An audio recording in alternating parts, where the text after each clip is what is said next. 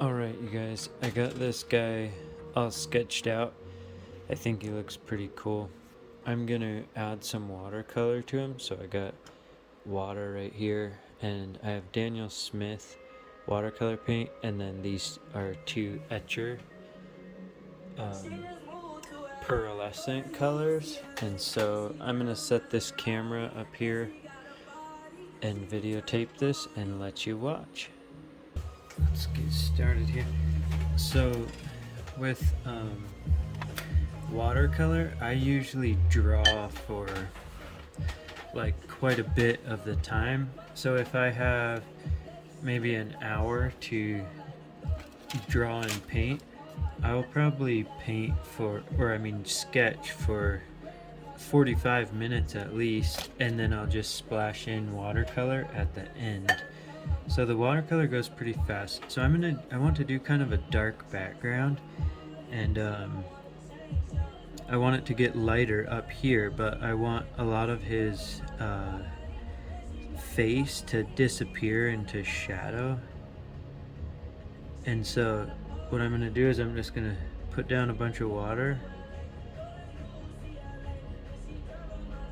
And then, so if you put down water before you put down the paint, then the paint won't stain the paper as hard. Like the paint kind of floats on top of the paper instead of soaking right into the paper and making some hard lines that you won't be able to, or the edges of the paint will be hard and you won't be able to get rid of them.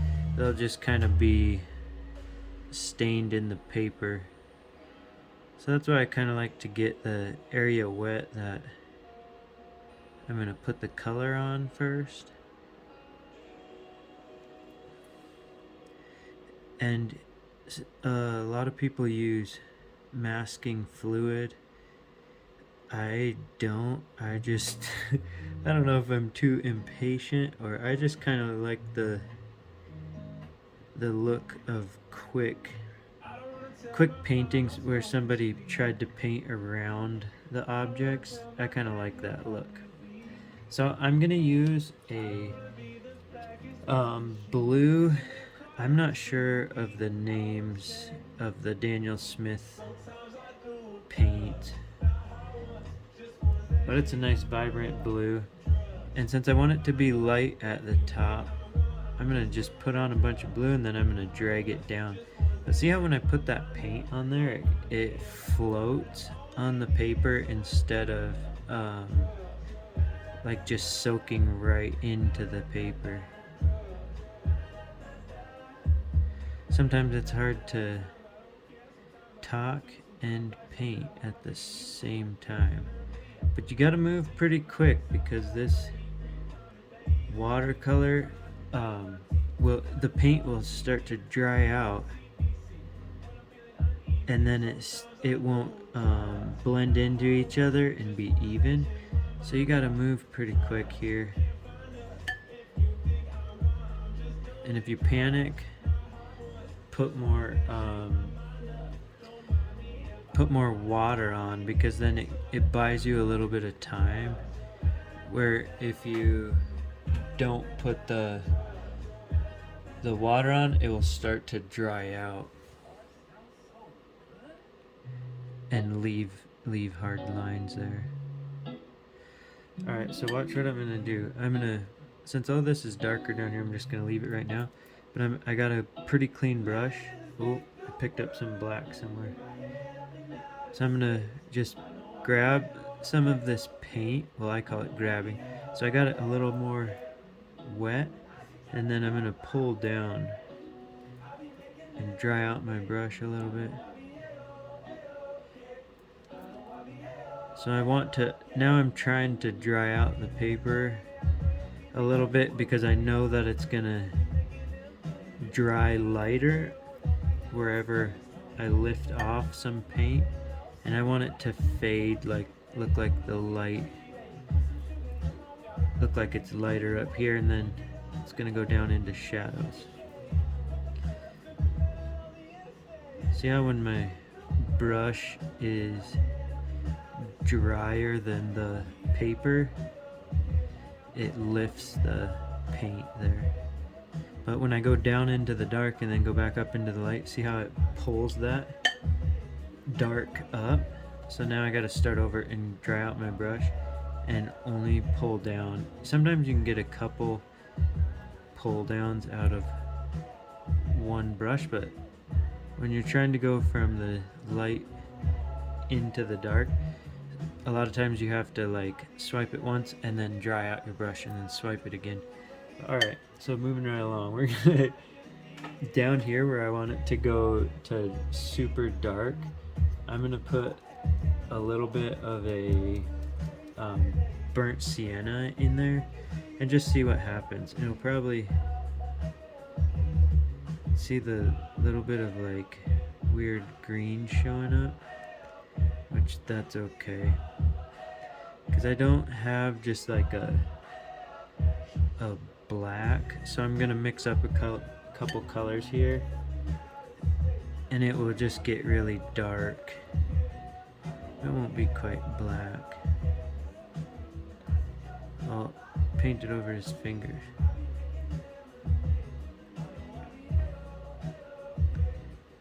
I want to try this thing I saw this guy do where he did the shadows on the people with just like almost a blue glaze. It glazed just like paint. I want to try that out. Let's see if I can make it look like shadows with just a straight blue glazing it. Alright. I'm gonna put a little red in here. I wish I knew the names of the paints for you.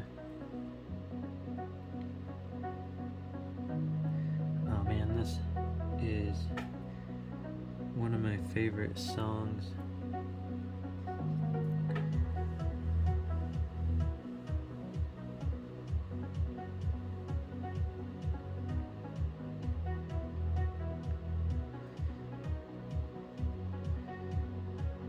But now I can see that. See how this is starting to dry up here and it's coming down this way? And that will, so I have a little more working time down here where it's still super wet.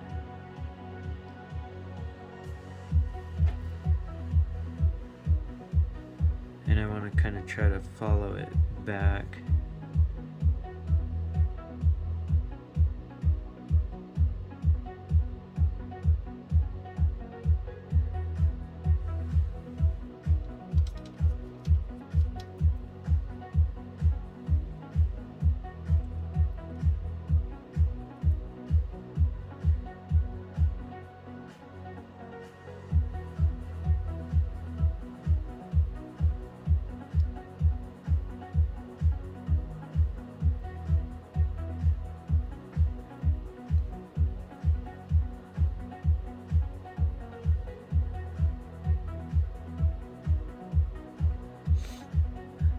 So I'm just doing a lot of experiments right here.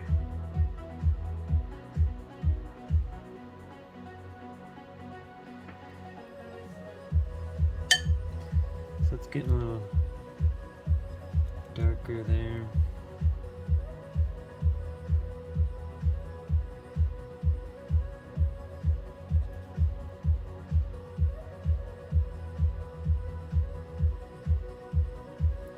Maybe if I just put a whole bunch of burnt umber right at the bottom. I guess I don't know if it's burnt umber. It's a dark brown.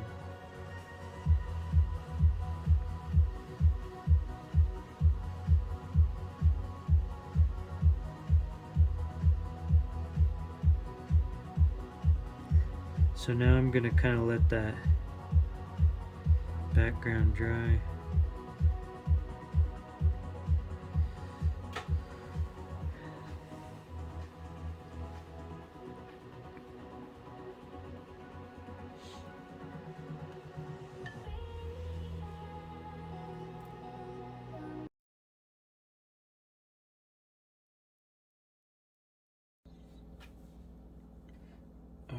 that is one of the hardest parts about the watercolor is trying to wait for it to dry. So I'm always the worst about starting to paint before it's all the way dry. There's a little dry or wet spot right here, so I'm gonna try to stay away from that. But usually I don't use a flat brush, but I'm gonna see what I can do on the shirt to like use a flat brush for the shirt, and I think it will kind of leave some little like shadows to make it look like fabric. I've been trying to debate if I should do color, do it yeah, let's see, I could do just like I'm gonna use a etcher palette, and I'm gonna use like a metallic or a pearlescent, so it's just gonna be kind of a goldish color, kind of a tan or something. And I'm just gonna put some of this on this shirt where the shadows might be or something, just to get a little bit of kind of texture going on, make it look like the light's hitting part of it. I guess I'm just trying to guess at where like the wrinkles would be, like the deeper part of the wrinkles. And some of them I'm just making up lines and it will become a part of the fabric.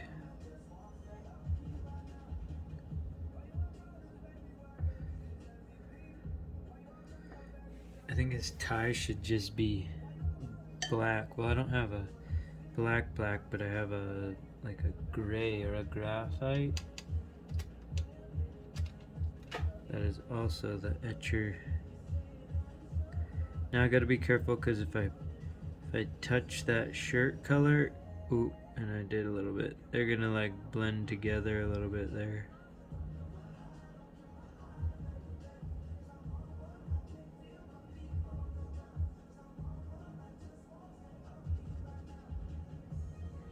If I fill in the whole area, get the whole area wet that I want to be the same color, it kind of blends together in it by itself. So then it's like an even color there, rather than being patchy. It kind of does a wash, just blends it all out.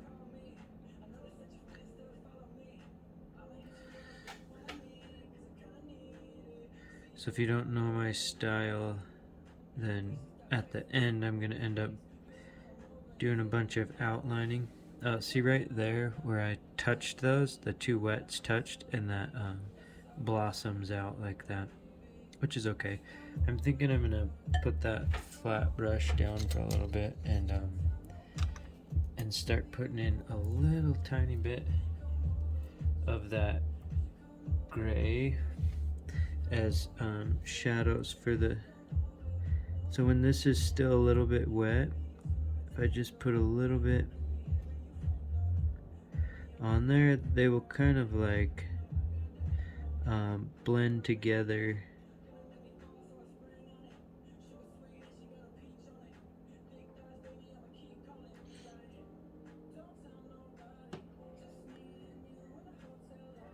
And when I want them to like blossom out a little more, I'm gonna pick up more water and then just go over them. That will kind of wash them out a little bit.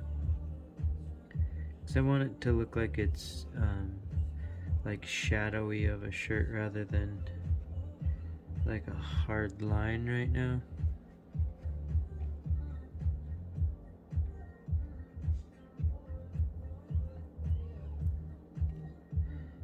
That in there would be shadow. So if you start light, you can always go darker, but you can't always go lighter, so you're better off starting slow and adding layers. But some stuff in watercolor, you're better off just going straight for, instead of building up in layers, if you just go straight to your darkest darks, sometimes it does something interesting.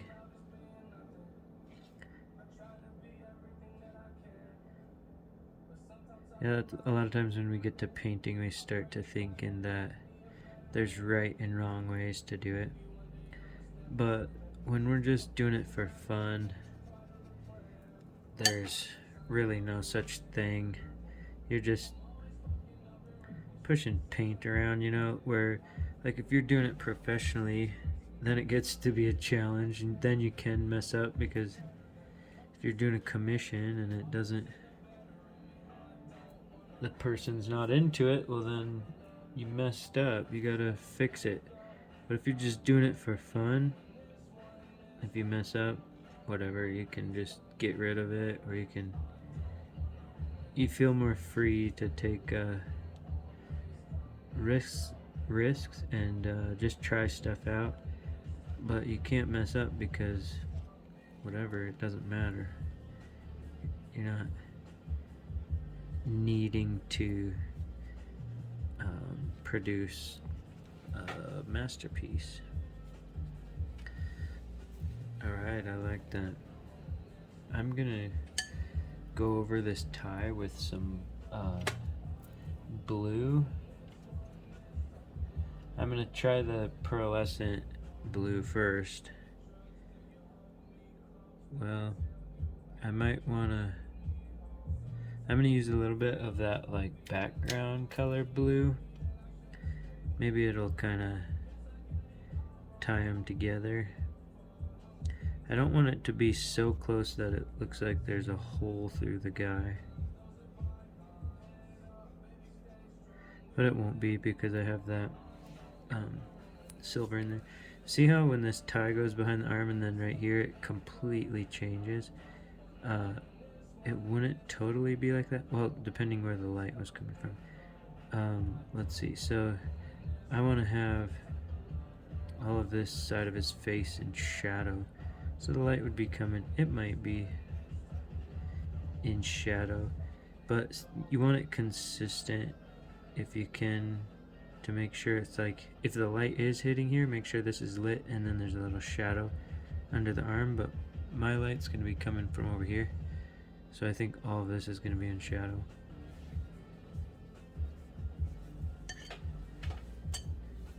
But I think the light, I want it to be like coming down from the top. I don't know. Maybe I won't pay attention to the light, and I'll just paint in colors. Let's see. So I'm gonna make his skin pretty dark. So I'm gonna use some of that the pearlescent black or gray, and then I'm gonna use quite a bit of burnt umber from the Daniel Smith.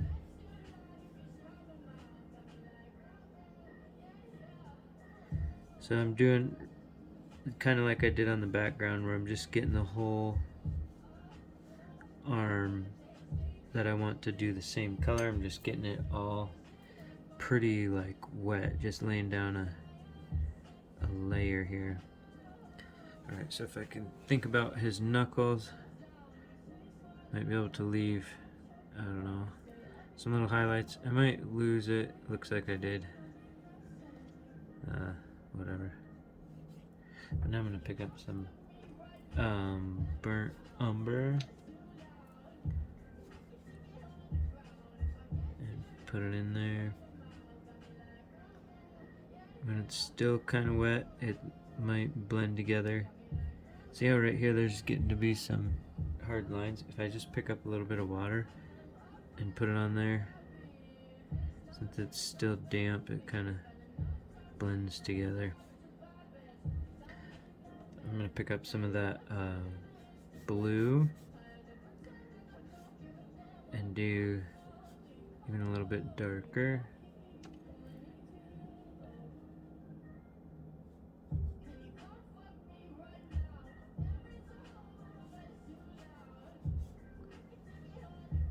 There we go. Now, see, I have to remember what all the colors I'm putting in right here, because then when I go to do this part, I want it to match. Otherwise, I don't want his two arms to look like they're from different creatures. I want it to look like a human.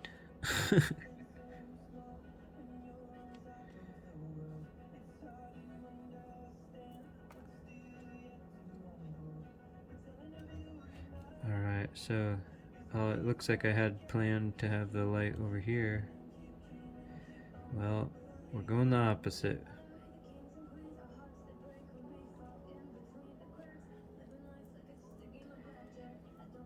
See how these are a little different? I'm going to put a little green and a little blue in there.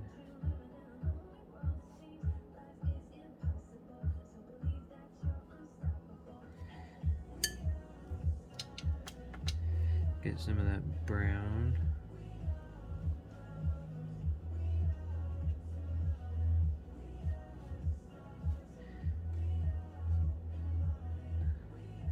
I'm going to do the watch pretty dark colored, so... Or I guess I could leave it white. Might be kind of cool. Oh, that's really blue, huh?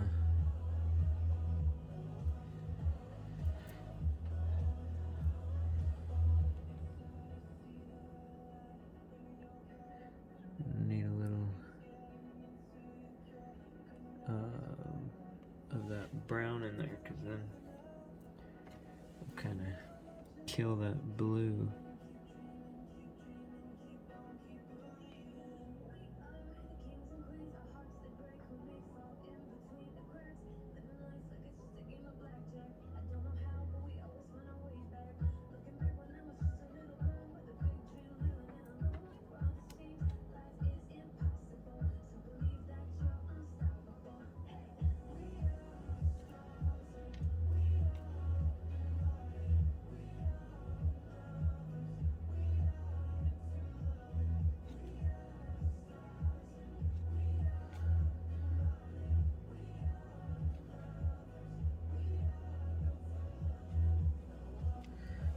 There we go. It's looking pretty good, isn't it? Okay. Now we just gotta do his face there. So it's gonna be pretty dark.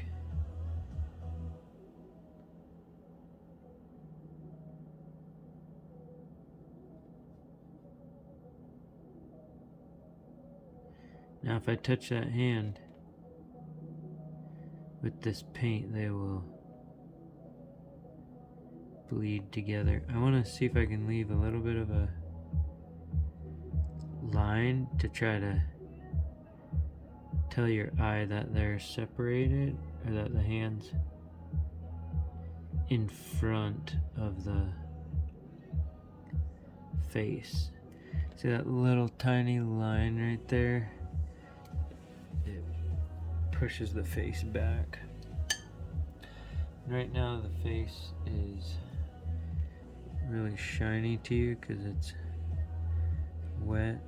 I think as it dries out, well, it might stay shiny. Oh, look, I just painted over that line. I'm just gonna put like a hint at that there might be a face there. Okay, let's see. Now the hat. Maybe I'll do a bright red band on the hat.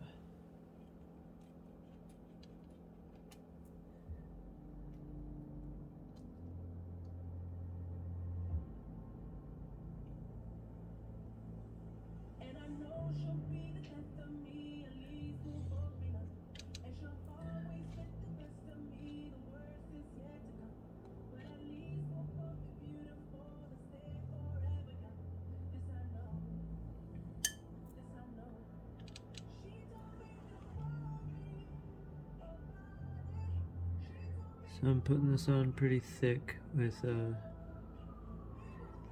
more paint and less water, because I want it to be a little more opaque. There we go. His watch should be, his watch has got to match, and his belt. Ooh.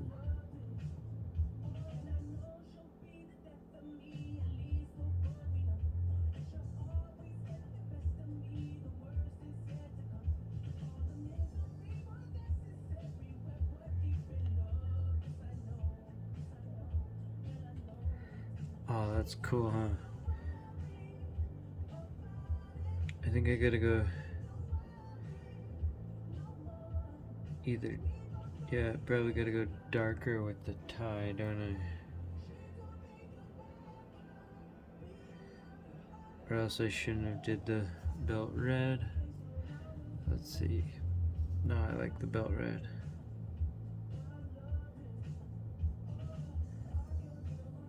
I'm gonna go with it.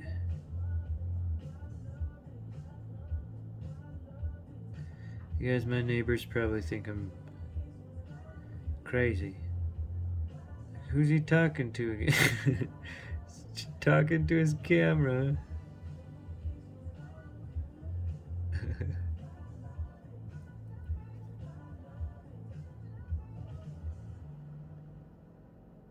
If you are watching along, I hope you can find a little bit of value in whatever I'm doing here.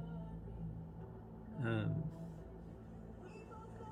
really enjoy making the videos.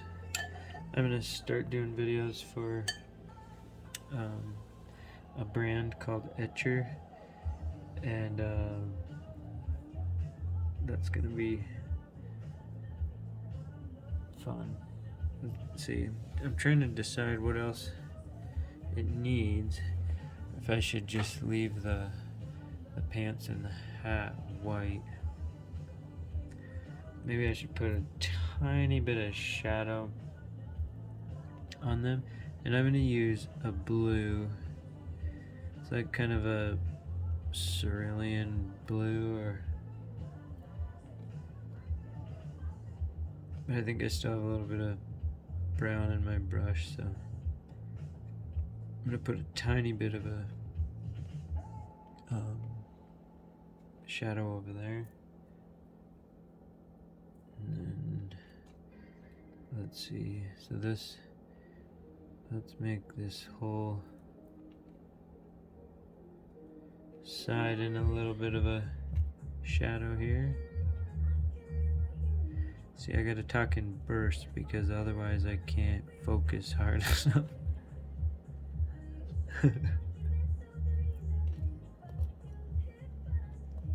Oh, that's good. Alright, so now I'll just use that cerulean blue and do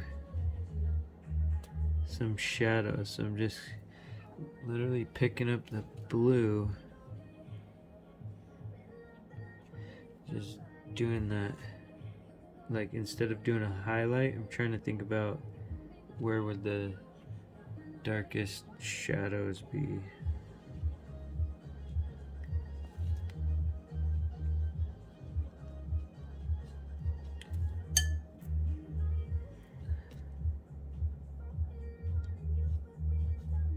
I want to try to leave like a little white on the edge. If you can, then it kind of makes it pop off of there, almost like it's a little bit backlit or something. So up in here it's going to be real shadowy because it's under his arms and everything. So the light was probably above his arms, and so it would leave a bit of a shadow under it. So this, get some shadow in there, a little bit there.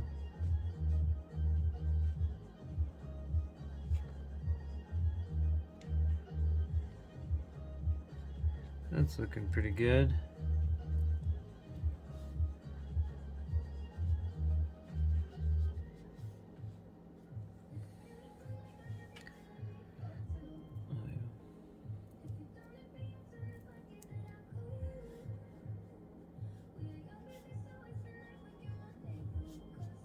So I just want a couple little like light lines just to give a hint that it's a fabric,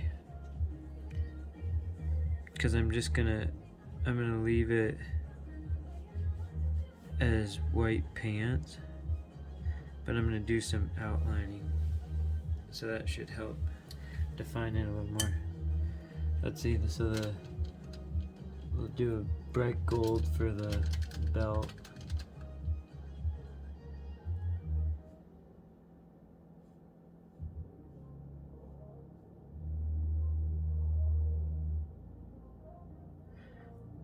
So I'm gonna use, it's pretty watery, so I'm trying to use less water and more paint.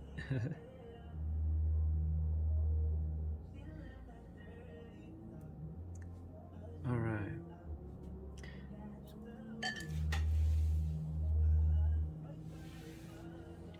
That might be it. I'm gonna do some outlining. Well, I don't so much care for this shadow right here.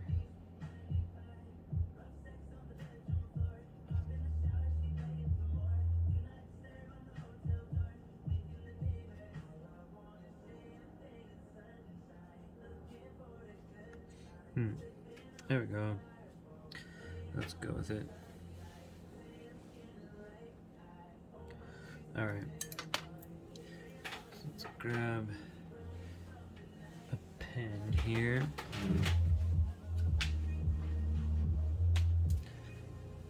I'm gonna use this pen. It's like just a precise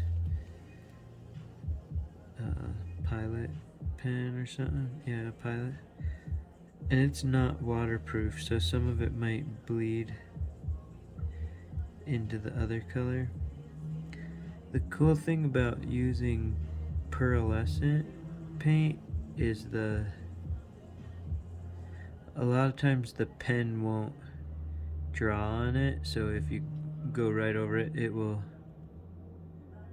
just kind of fades away unless it's only paper under it. If it's the pearlescent paint, sometimes the pen has a hard time staying put, almost kind of repels it before it can dry out.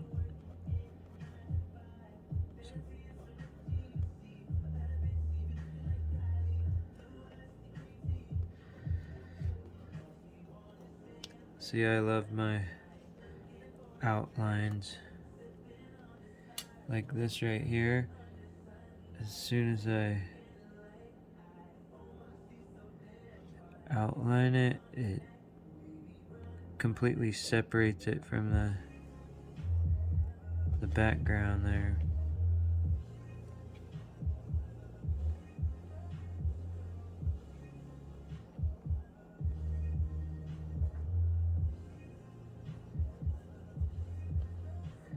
For a while I thought I should get away from outlining, but then the more I did things without it, I realized how much I love the outlines.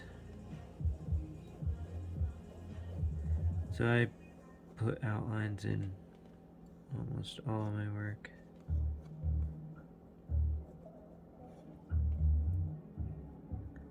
But it doesn't have to be really accurate.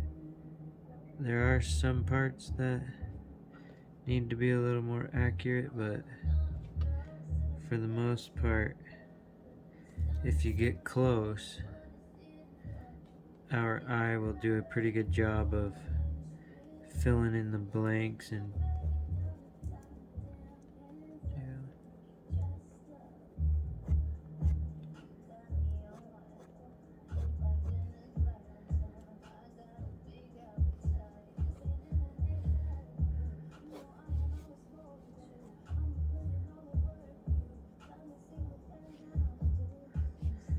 So I can put a little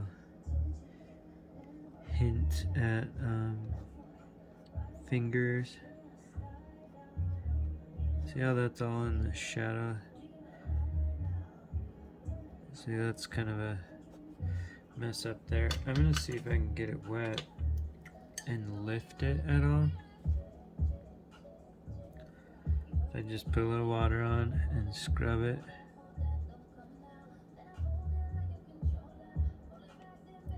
Then dry out my brush. See if I can keep trying that and lift.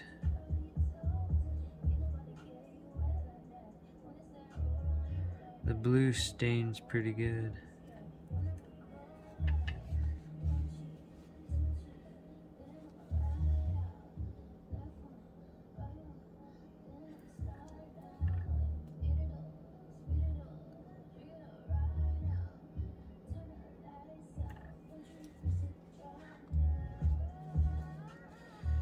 See if I add a little bit of that black to it.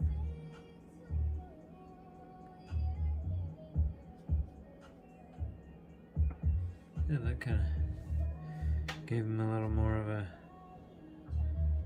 hand there.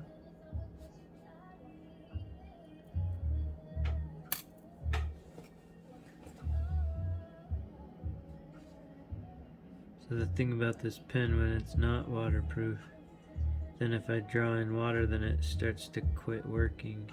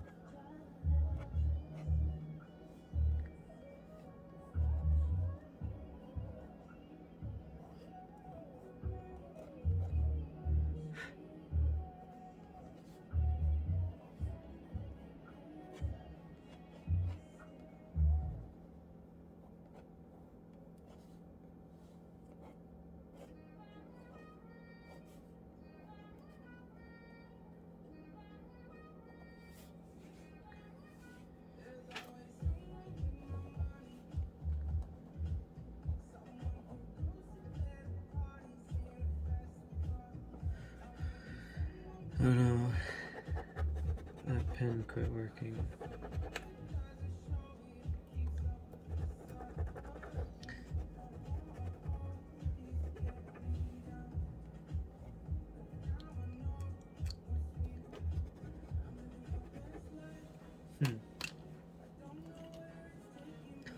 Well, whatever, let's use this.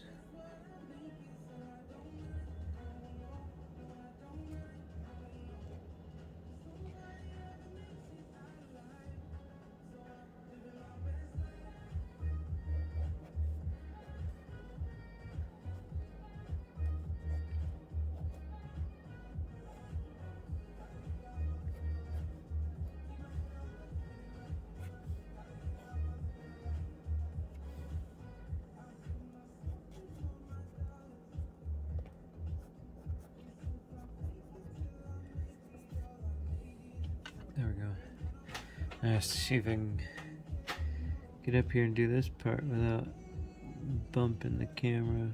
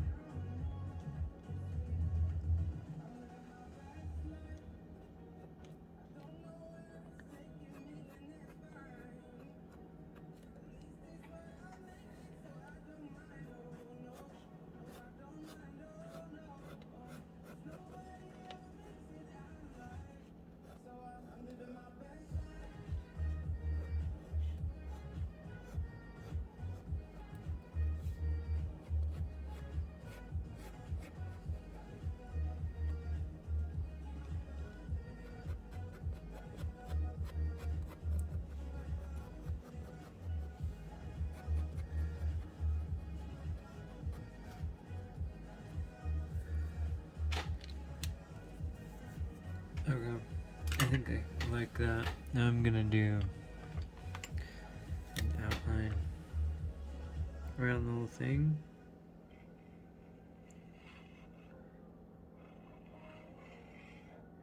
I like my big chunky borders.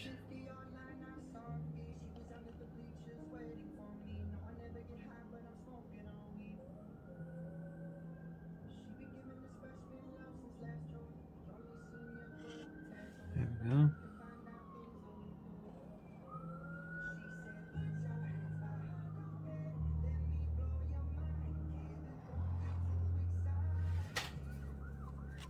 Think I can do it left-handed? Ooh.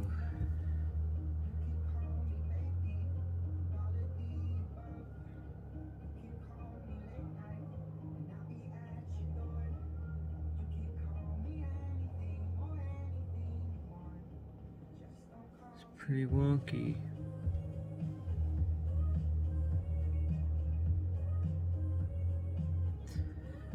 That'll do.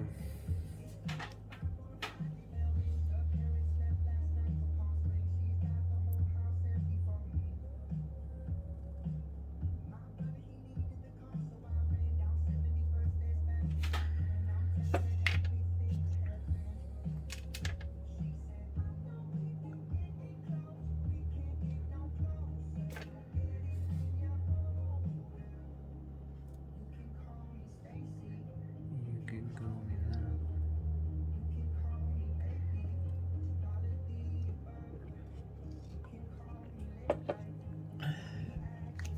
There we go. Now we just sign it. Should I sign it out here?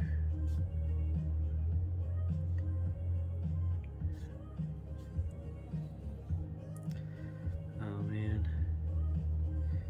Well, this pen doesn't work anyway.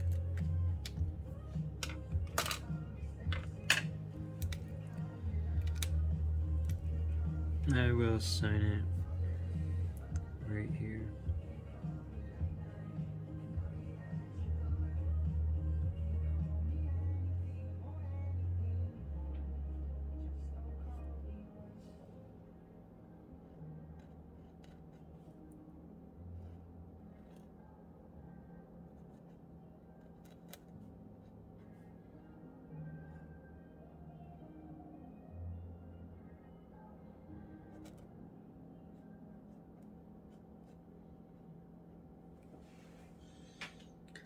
I can hardly see it.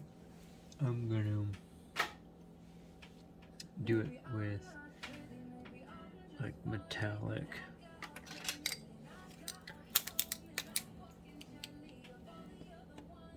There we go. There we go.